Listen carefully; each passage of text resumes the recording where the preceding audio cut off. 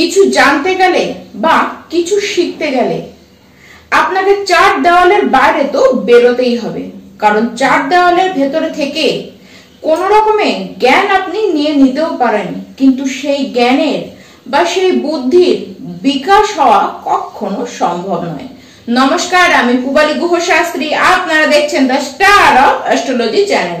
2024-এর June মাস আসতে চললো, আর এই মাসে আমার সকল প্রিয় মীন রাশির দর্শক বন্ধুরা আপনারা কেমন থাকবেন তা নিয়ে আজকের জন্য আপনাদের জন্য এই ভিডিওটি আনা হয়েছে। তাই সবার আগে একবার আপনারা স্ক্রিনে চোখ রাখুন আর দেখুন আপনার রাশি থেকে নবগ্রহরা এই যে 2024-এর জুন মাসে কে কোথায় বসে রয়েছে।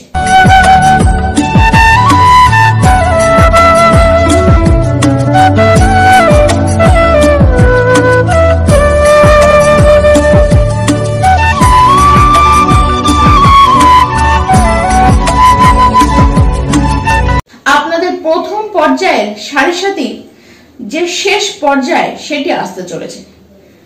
তৃতীয় ঘরে রাশিপতি, রাশিতে রাহু এবং দ্বাদশ ঘরে দ্বাদশপতি। আঘাত প্রাপ্তির সম্ভাবনা, সার্জারি হওয়ার মতো যোগ কিন্তু দেখা যাচ্ছে। শারীরিকভাবে আপনারা বেশ দুর্বলতা অনুভব করবেন, ক্লান্তি কিন্তু আপনাদের মধ্যে দেখা যাচ্ছে। শরীরের কারণে বেশ অর্থ আপনাদের খরচ হতে পারে।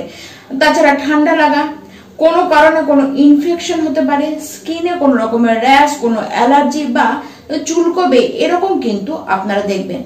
বিশেষ করে পায়ে আঘাত লাগবে, পা নিয়ে আপনারা কিন্তু ভুগবেন। মনে মানসিকভাবে কিছু ভীতি আপনাদের কিন্তু তাড়িয়ে বেড়াবে, নিজেকে নিয়েই আপনারা ব্যস্ত হয়ে পড়বেন। তাছাড়া পেটের বিষয়ে চিন্তা করুন, কারণ ফ্যাট বেশি ইনক্রিজ হতে দেওয়া যাবে না। যত ফ্যাট ইনক্রিজ না করবেন তত আপনাদের জন্য মঙ্গল। তাই স্ট্রং ডায়েট চার্ট কিন্তু আপনারা মেনে চলুন। দেখুন, যাই হয়ে যাক না কেন মানসিকভাবে আপনাদের কিন্তু ভেঙে পড়লে চলবে না। দেখুন, সামান্য বড় কোনো বিষয়ও কিন্তু খুব ছোট হয়ে যায় যদি আপনারা সমস্ত কিছুকে লাইট ভাবে নেন। এবার আসে মীন রাশি যারা পড়াশোনা করছেন। দেখুন, পড়াশোনার ক্ষেত্রে এই মাসটি কিন্তু আপনাদেরকে মিশ্র ফল দেবে। পড়তে বসে সমস্যা হবে, পড়া মনে রাখতে গিয়ে সমস্যা হবে, সবচেয়ে বেশি পড়ায় যে মন বসাবেন সেইখানেই কিন্তু সমস্যা দেখা যাচ্ছে। মানে পড়তে বসে নানান বিষয়ের চিন্তা আপনাদের মাথায় কিন্তু আসবে, ঠিক সেই কারণের জন্য পড়ায় যে ঠিকঠাক মন বসাবেন তা হবে না। তাছাড়া যারা ডিফারেন্ট লাইনে পড়াশোনা করছেন তাদেরকে কিন্তু বেশ ডেভেলপ করতে দেখা যাচ্ছে। আপনারা কিন্তু বেশ অনেকটা অপরচুনিটিও পাবেন। 14 জুনের পরে প্রথাগত শিক্ষার্থী আপনাদের কিন্তু আস্তে আস্তে সময়টি ভালো হতে থাকবে।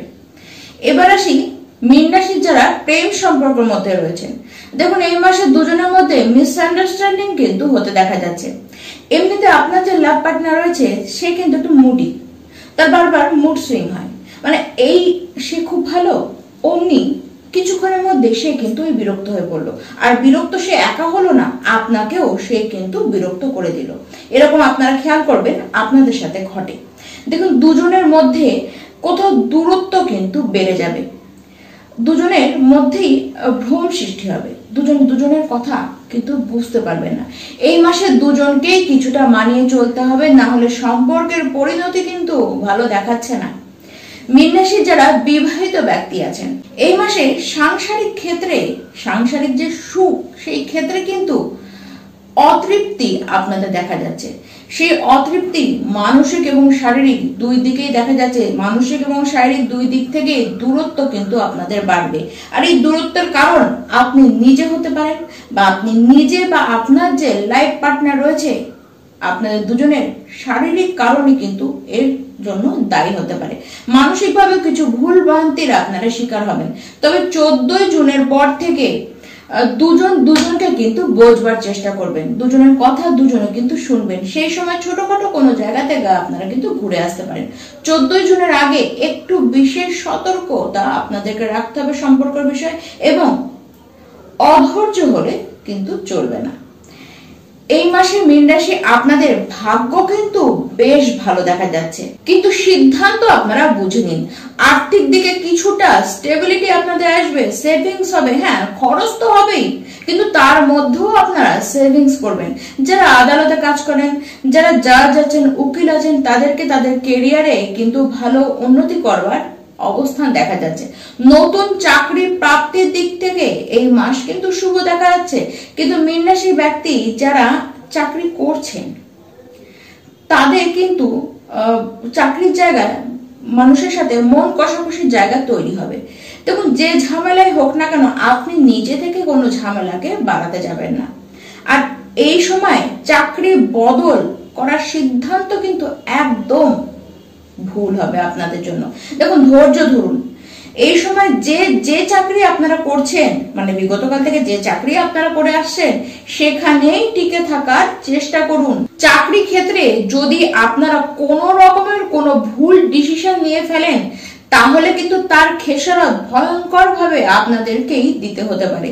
14 জুনের পর থেকে জমি সংক্রান্ত কিছু বা ভূ সম্পত্তি সংক্রান্ত, প্রপার্টি সংক্রান্ত কিছু না কিছু লাভ আপনাদের কিন্তু সেই সময় হতে পারে। নতুন কাজের শুরু আপনারা মাসের শুরু থেকেই করতে পারেন। দেখুন, ভ্রমণ কিছু হবে, কিছু ধার্মিক স্থানে আপনাদের ভ্রমণ হতে পারে। বাড়তি কোনো ঝামেলা নিজেরা কিন্তু জড়াতে যাবেন না, মানে বাড়তি কোনো ঝামেলায় নিজেরা না জড়িয়ে বরঞ্চ সেখান থেকে আপনারা এড়িয়ে যান।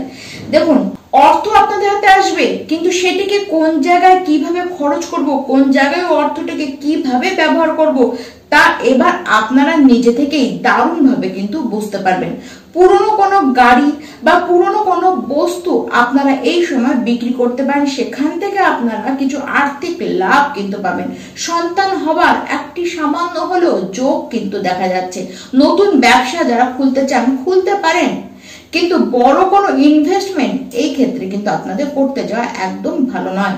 দেখুন, দশমপতি আপনাদের নিজের থেকে, সে দশমপতি তার নিজের থেকে ষষ্ঠ ঘরে বসে রয়েছে।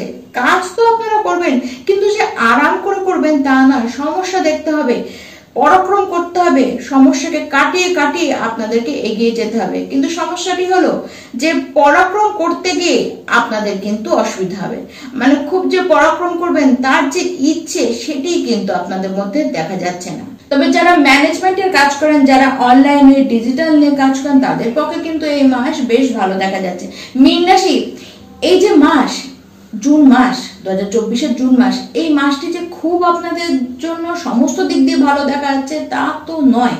দেখুন, অর্থ আসবে, কিন্তু মানসিক যে শান্তি, মনের যে শান্তি, সেটি কিন্তু উধাও থাকবে।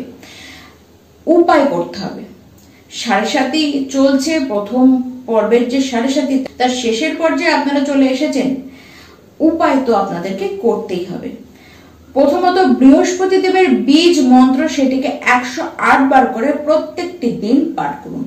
তার সাথে হনুমান চালিসা রোজ পাঠ করবেন, একটি দিনও কিন্তু বাদ দেওয়া চলবে না। এবার আপনারা একবার নিজের কুণ্ডলিটি চেক করুন।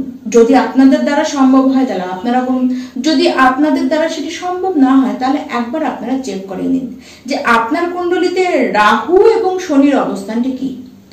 যদি সেখানে কোনো ড্যামেজ থাকে তাহলে 2024-এর জুন মাসে যে কটি শনিবার পড়বে তার মধ্যে যে কোনো একটি শনিবার আপনারা রাহু কেন্দ্রিক যেইটি, মানে যে গ্রহটি আপনাদের কুণ্ডলিতে খারাপ অবস্থায় রয়েছে, হয় রাহু না হলে শনি, এদের মধ্যে যদি খারাপ অবস্থায় থেকে থাকে তাহলে তাদের জন্য যে কোনো একটির জন্য হোক বা দুটি হলে দুটির জন্য হোক আপনারা কিন্তু দান করুন।